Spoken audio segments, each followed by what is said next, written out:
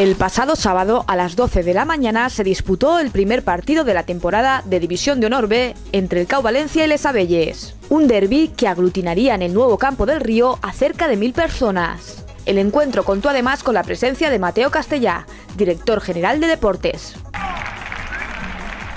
Los dos conjuntos querían empezar con buen pie la temporada y desde el primer minuto se veía que iba a ser un partido duro. Sería el CAU, tras una elaborada jugada, quien conseguiría los primeros puntos.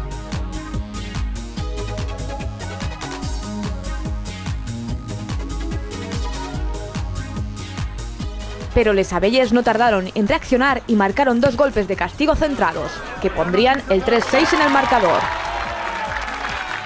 Parecía que Les Abelles dominaban, pero el CAU conseguía enlazar diferentes jugadas que le acercaban a la zona de marca contraria.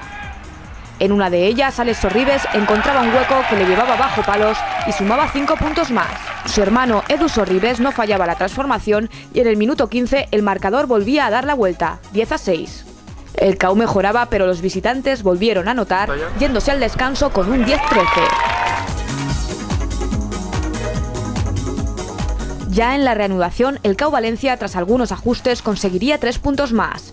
Pero Les Abelles empezaron a apretar, logrando 2 ensayos que dejaban al CAU prácticamente sin opciones. Sin embargo, los rojinegros no habían dicho la última palabra.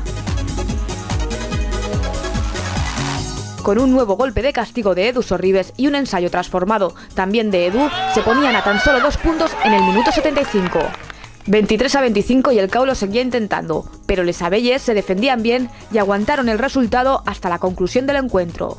Finalmente, bonus defensivo y las ganas de conseguir la victoria en el próximo partido fuera de casa frente a Poblenou. Bueno, pues estos partidos llevamos ya varios años jugando derbis y son muy intensos y tienen una forma de jugar.